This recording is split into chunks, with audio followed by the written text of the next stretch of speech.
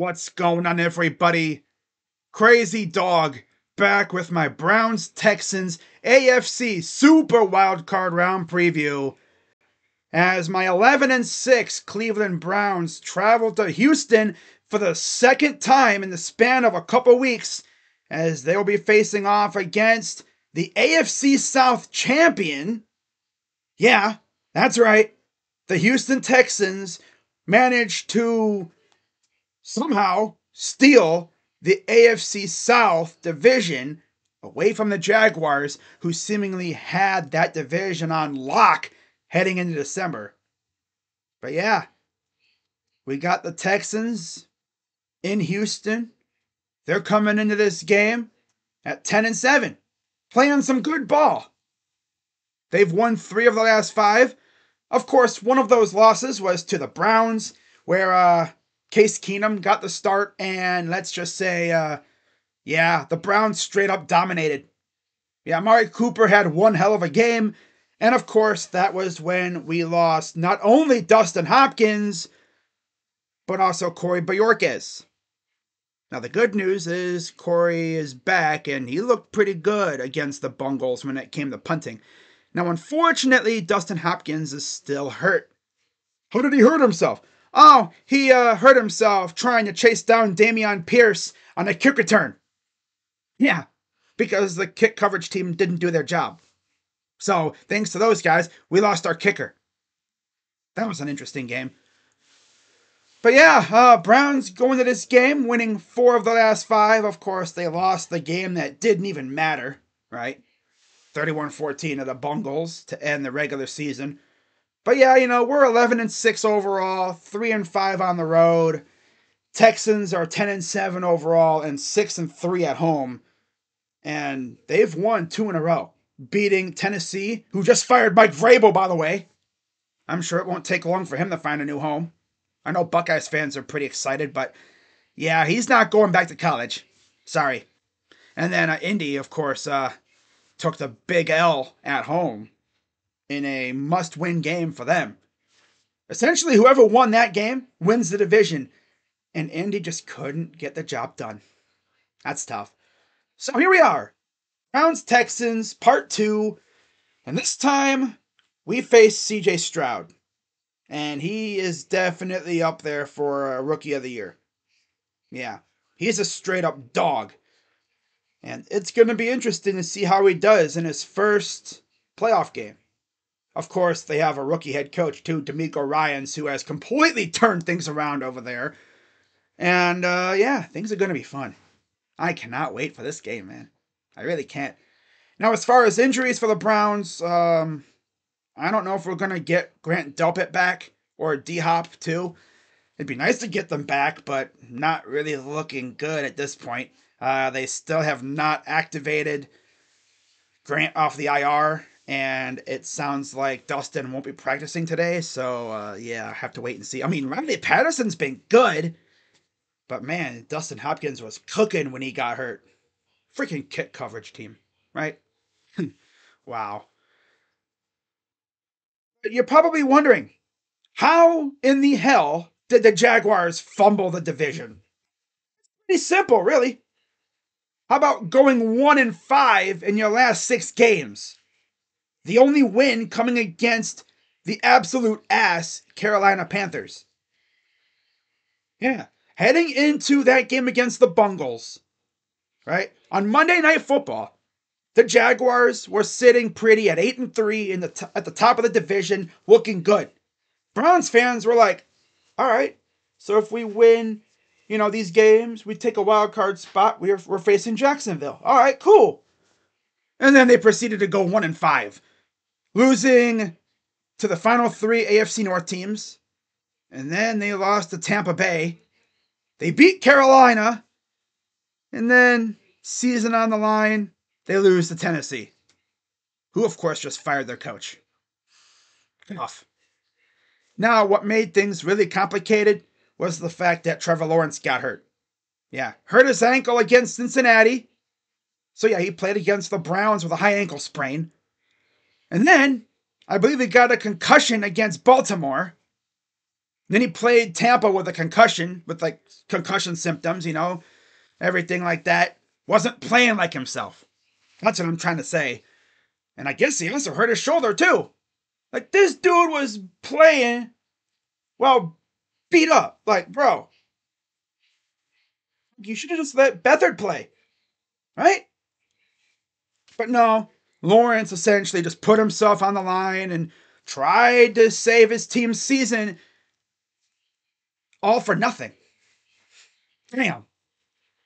Now, of course, while the Jaguars fumbled the biggest bag ever, the Texans got hot, low-key. Heading into December, the Texans were 6-5. And then they proceeded to win 4 of their next 6 games, including beating Denver, Tennessee twice, and then Indy, while losing to the Jets in the game where CJ Stroud got hurt, concussion, and then, of course, they lost to the Browns with Case Keenum and Davis Mills sharing reps. And then Stroud came back and then just went on a tear. So, yeah. And then as far as Indy went, they were also 6-5 heading into December. And they proceeded to turn into mid-Indianapolis. Because they did that whole win, lose thing. They beat Tennessee, lose to Cincy. Beat Pittsburgh, lose to Atlanta. Beat Las Vegas, lose to Houston. Oh, that's tough, man. That's tough. But, man, I don't think I've seen a team fumble a division like the Jaguars just did. Like, straight up. I've seen teams lose divisions, like, with, collapses, but my God. Going 1-5 in your last 6? Damn. That might be the fumble of the century right there. Obviously, I'm exaggerating, but damn, that's a fumble and a half. Now, you have to wonder what would have happened if Trevor Lawrence just sat out. Probably still would have lost, but yeah. I get why Trevor was playing. He was trying to keep his team's season alive, and it turned out for nothing because they're eliminated. Their season's over. And the funniest thing is, I saw a tweet from the Jags Twitter account talking about tickets are on sale, right? Well, what happens if you bought Jags playoff tickets? Huh? I hope those people got refunds. Maybe they got like a voucher for next year. I don't know. That's tough. Imagine spending hundreds of dollars on Jags playoff tickets only to see your team completely choke away not only the division, but also a playoff spot. It's tough, man. You hate to see that. But yet, here we are, facing Houston again, against CJ Stroud. This is going to be an absolute banger. And I'm all the way here for it. Of course, for those who don't know, I'm also a Buckeye fan. I got to watch CJ Stroud light it up for the Ohio State Buckeyes the last couple of years. And boy, it was fun. And now I have to watch Myles Garrett, Zadarius Smith and company pin their ears back and go hunting for CJ Stroud on Saturday at 4:30. And yes, this is the first playoff game of the year overall. So that'll be fun. Yep. And this is going to be a good game. I can already tell you. This is going to be a fun game. And yes, I'll be streaming this game on my channel. And I will also be streaming games with my guy, JB Taylor, who's a Colts fan, on his channel, Walk Off Sports Talk.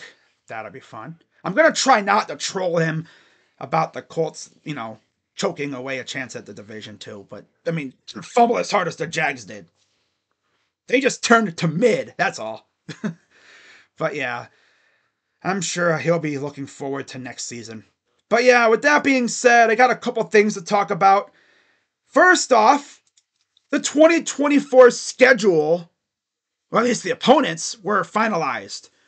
And as you can see at home, we face the Chiefs, the Chargers, the Cowboys, and the Giants, as well as the Dolphins. And then you have the AFC North opponents. And then on the road, to go along with the AFC North opponents, we face the Broncos again, Although this time it looks like they will not have Russell Wilson, as they're looking like they're going to get rid of him soon. Then we have the Raiders, they're going to have a new coach. At least that's what it looks like, unless they keep Pierce.